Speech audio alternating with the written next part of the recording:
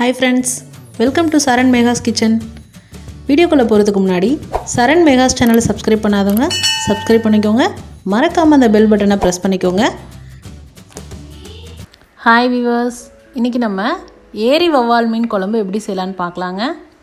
அதுக்கு நான் தேவையான அளவு மீன் எடுத்துருக்கேன். நான் ஒரு 10 பீஸ் அளவுக்கு எடுத்துருக்கேங்க. நல்லா சுத்தம் பண்ணி எடுத்துக்கோங்க. அடுத்ததாக நம்ம எப்படி குழம்பு செய்யலான்னு பார்க்கலாம். இதுக்கு எதுவும் நம்ம அரைக்க தேவையில்லைங்க, இன்ஸ்டண்ட்டாக நம்ம எல்லாமே போட்டுக்கலாம். ஒரு மண் பாத்திரத்தில் தேவையான அளவு செக்கு நல்லெண்ணெய் விட்டுக்கிட்டேன். நான் எண்ணெய் சூடானதும் 1 ஸ்பூன் வெந்தயம் 1 ஸ்பூன் கடுகு போட்டுக்கிட்டேன். அது ரெண்டும் நல்லா பொரிஞ்சதுக்கப்புறமா ஒரு பெரிய சைஸ் வெங்காயம், இல்லை அப்படின்னா மீடியம் சைஸாக இருந்தால் 2 வெங்காயத்தை எடுத்து இந்த மாதிரி கட் பண்ணி நல்ல எண்ணெயில் வதக்கிக்கணுங்க. அப்போ தான் குழம்பு வந்து நல்லா கிரேவியாக கிடைக்கும். அடுத்ததான் 1 டேபிள் ஸ்பூன் அளவுக்கு இஞ்சி பூண்டு விழுது, அதையும் சேர்த்து இதில் நல்லா வதக்கிக்கணும்.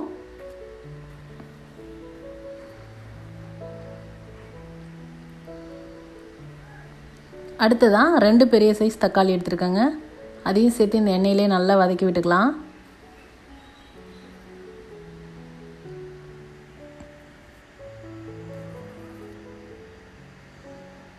தக்காளி நல்லா வதங்கிறதுக்காக கொஞ்சமாக உப்பு சேர்த்துக்கலாம். தக்காளி நல்லா வதங்கி அந்த நம்ம விட்டுருக்க எண்ணெய் வந்து பிரிஞ்சு மேலே வர அளவுக்கு தக்காளி வதங்கி வரணும். பாருங்கள், இந்த ஸ்டேஜ் வந்துடணும்.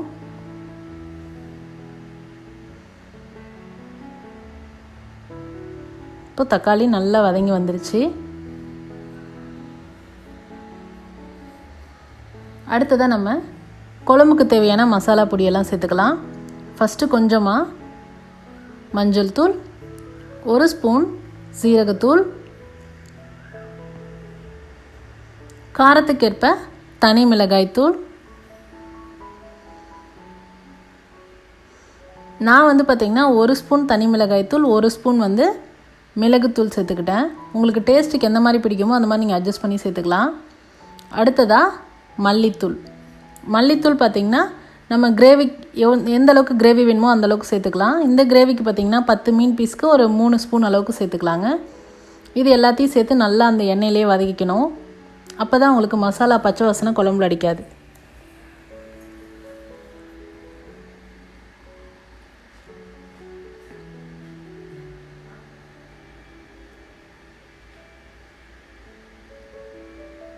அடுத்ததாக நம்ம புளி கரைசலை சேர்த்துக்கலாம். புளிப்பு எந்த அளவுக்கு வேணுமோ அந்தளவுக்கு வச்சுக்கலாங்க. நான் வந்து ஒரு பெரிய எலுமிச்சம்பழம் சைஸ்க்கு புளி எடுத்து கரைச்சி இதில் விட்டுருக்கேன். நீங்கள் தக்காளியும் புளியும் வந்து புளிப்புக்கு ஏற்ற மாதிரி டேஸ்ட்டுக்கு ஏற்ற மாதிரி அட்ஜஸ்ட் பண்ணிக்கலாம். தக்காளி கம்மி பண்ணிவிட்டு புளி ஜாஸ்தி கூட சேர்த்துக்கலாம். இப்போ நல்லா எல்லாத்தையும் அந்த புளி கரைசலில் மசாலாவெல்லாம் கரைச்சி விட்டாச்சு. அதுக்கப்புறமா நம்ம குழம்புக்கு தேவையான அளவு தண்ணி விட்டுட்டு நல்லா கொதிக்க விடணுங்க. அந்த புளியோட பச்சை வாசனை மசாலாவோட பச்சை வாசனை எல்லாம் போகிற அளவுக்கு கொதிக்க விடணும். எண்ணெய் மேலே வரணும், அதளவுக்கு கொதிக்க விடணும். பாருங்கள், நல்லா கொதிச்சிட்ருக்கு.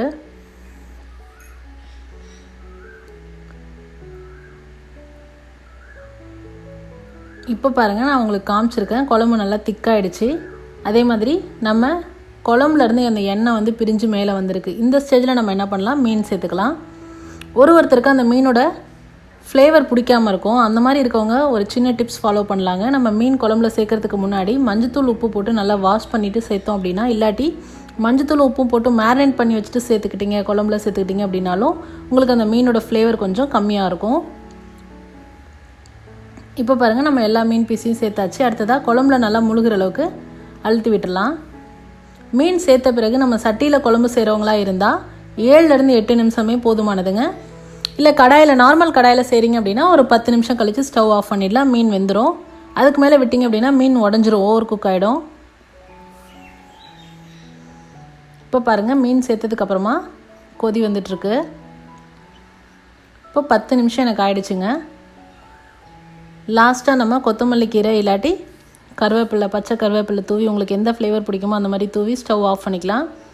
பாருங்கள், நான் உங்களுக்கு காமிச்சிருக்கேன். குழம்பு கொஞ்சம் குறைச்சிட்டு மீன் பீஸ் எந்தளவுக்கு குக் ஆகிருக்குன்னு நான் உங்களுக்கு காமிச்சிருக்கேன்.